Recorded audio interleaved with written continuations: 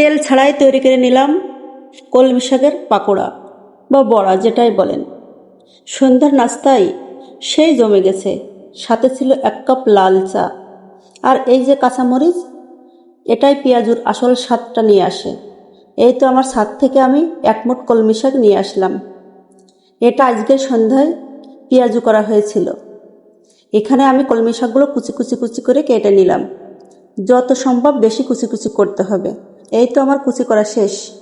এবার আমি এক সাইডে রেখে দেব। আর সাথে নিয়েছিলাম কয়েক মুঠ মসুরির ডাউল, সেটা আমি আগে থেকে ভিজিয়ে রাখছিলাম। ভিজিয়ে রেখে সেটাও সুন্দর করে বেটে নিছি। এই যে আমার মসুরির ডাউল বাটা, সাথে কলমি শাকের কুচি, সাথে পেঁয়াজ, কাঁচামরিচ, এটা দিয়েই হবে আজকের সন্ধ্যার নাস্তা। TQIQ এর এয়ার ফ্রায়ারে এটাতে যে কি সুন্দর তেল ছাড়া ভাজিভুজি হয় সেটা কল্পনার বাহিরে। এই যে আমি সব উপকরণ সুন্দর করে মাখিয়ে নিব। এটা লবণ দিয়ে মাখিয়ে নিলাম। মাখিয়ে কিছুক্ষণ রেখে দেব নরম হওয়ার জন্য।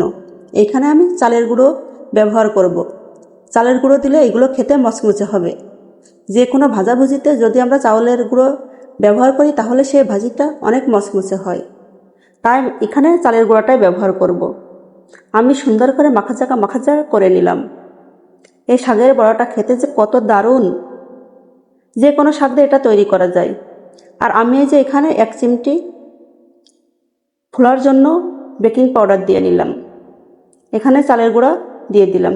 চালের গুঁড়া দিয়ে এখন কোনো পানি ব্যবহার করব না। এটা দিয়ে সুন্দর করে মাখিয়ে নেব নরম হয়ে আসা পর্যন্ত।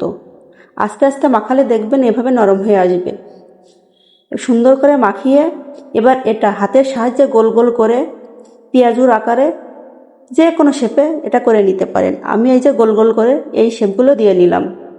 এবার এটা এয়ার ফ্রায়ারের ভিতরে দিয়ে দেব। এই যে সুন্দর করে আমি এগুলো সেট করে নিলাম। সবগুলো সুন্দর করে সেট করে এই এয়ার ফ্রায়ারের ভিতরে আমি এটা দিয়ে দেব। এটা জাস্ট 15 মিনিট দিলেই হবে 200 ডিগ্রিতে। 15 মিনিট ব্রেক করার পরে বাইরে এনে দেখবেন জাস্ট ওয়াও, তেল ছাড়াই কত সুন্দর মচমচে পেঁয়াজু কি পাকোড়া যেটাই বলেন সেটাই খেয়ে নিলাম।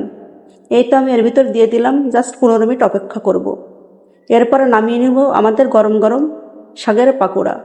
আজ সন্ধ্যাটা সত্যি দারুণ হয়েছে। সবাই মিলে তেল ছাড়া পাকোড়া খেলাম এবং সন্ধ্যাটা এনজয় করলাম। কাঁচামরিচ, পেঁয়াজ আর সাথে ছিল লাল চা। আর কি লাগে! সন্ধ্যায় একসাথে সবাই মিলে খাওয়ার জন্য এটাই বেস্ট। একদিন আপনিও ট্রাই করে দেখতে পারেন। সত্যি বলছি, অনেক মজার ছিল। শুভ সন্ধ্যা সবাইকে।